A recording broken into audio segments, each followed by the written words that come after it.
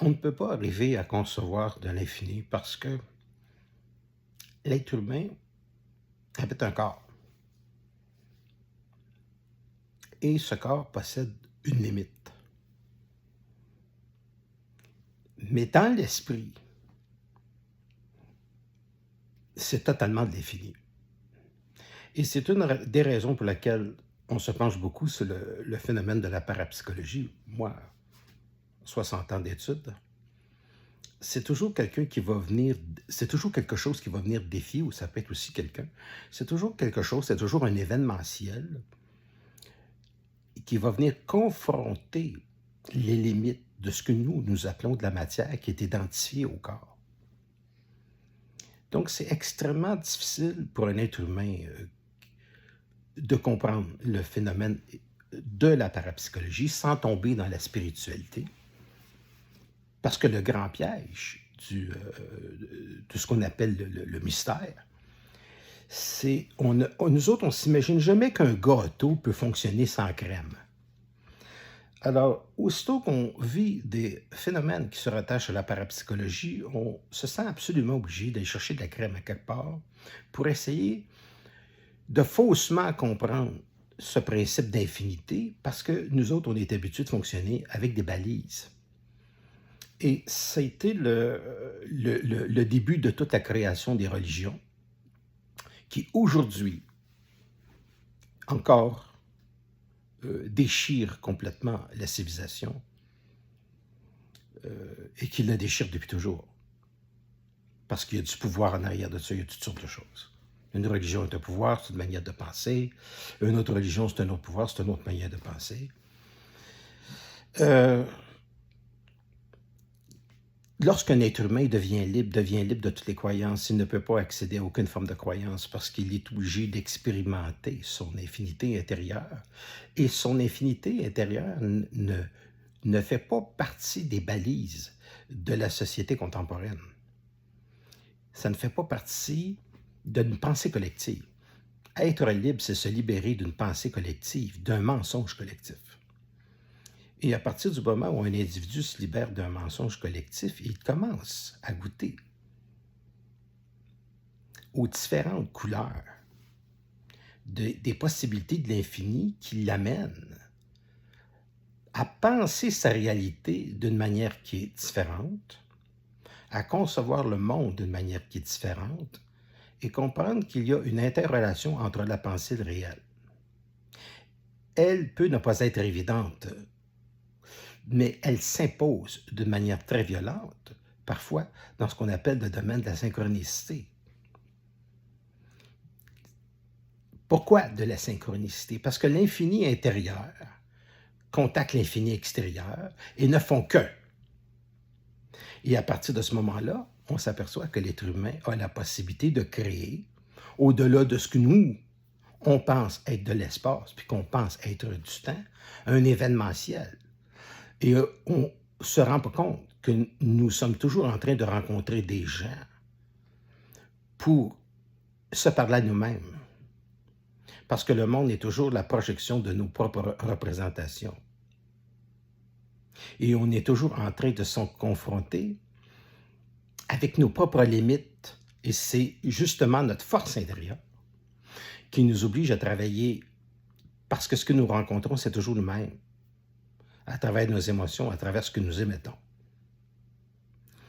Il peut que pour certaines personnes, cette chose soit que le monde semble être autre chose. Mais de la manière que l'on réagit nous amène toujours réellement, de la manière qu'on réagit à une chose, nous ramène toujours à notre propre confrontation personnelle. Et ce monde est très intéressant parce que ce monde est quelque chose qui ne va pas dans le sens de l'ego. Jamais. C'est un monde qui nous oblige à aller plus loin. Donc, qui nous amène à sortir du confort de ce que l'on pensait, qui est une limite en soi. Parce que penser, c'est essayer de mettre de l'infini dans un verre. Puis tu ne peux pas mettre l'océan dans un verre, encore moins quelque chose qui est infini. Parce que même l'océan a sa finitude. Puis tu ne peux pas arriver à mettre ça dans un dé à coudre. Tu peux pas mettre Tu ne peux pas même oser imaginer de l'infini et de le mettre dans un verre. C'est totalement impossible. Et nous, on vit ça. Et c'est la raison pour laquelle j'ai souvent dit aux gens qui s'intéressaient à l'ufologie, donc les soucoupes volantes, qu'il y a une historicité dans l'apparition des phénomènes. Les premières manifestations, c'était la Sainte Vierge. Puis ensuite, ça a été... bon, on a parlé beaucoup des ovnis. Quand Fatima, ça s'est arrêté dans les années 1910, quelque chose, et est apparu, a commencé à apparaître dans le ciel de plus en plus souvent, ce genre de phénomène-là, qui s'ajustait à la pensée technologique de l'époque. Il y a des cas où on voit des soucoupes volantes, par exemple, qui vont partir avec des tuyaux d'échappement, des tuyères. Puis aujourd'hui, c'est très moderne, c'est extraordinaire. On dirait que c'est Tesla qui les a fait. C'est génial. D'ailleurs, si vous regardez les nouveaux vélos avec les casques lumineux, les gens qui se promènent sur des roulettes avec des lumières qui s'allument, on dirait des extraterrestres. C'est très amusant parce qu'il y a un petit côté science-fiction qui est amusant là-dedans. Donc, en fait, le phénomène ovni nous devance de très peu de temps dans son apparition. Pourquoi? Parce que on est toujours la cause de la projection que nous rencontrons. Donc, effectivement, c'est des êtres qui sont multidimensionnels, mais c'est notre partie intérieure multidimensionnelle qui nous permet d'entrer en contact avec ces êtres-là.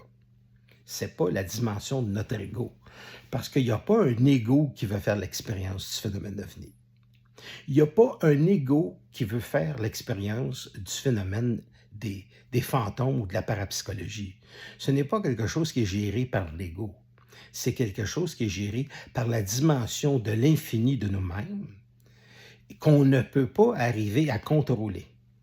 Parce que l'infini, ce n'est pas quelque chose que tu peux mettre dans un verre, mais c'est quelque chose qui va s'exprimer à travers toi pour faire arriver et manifester le réel à toutes les secondes.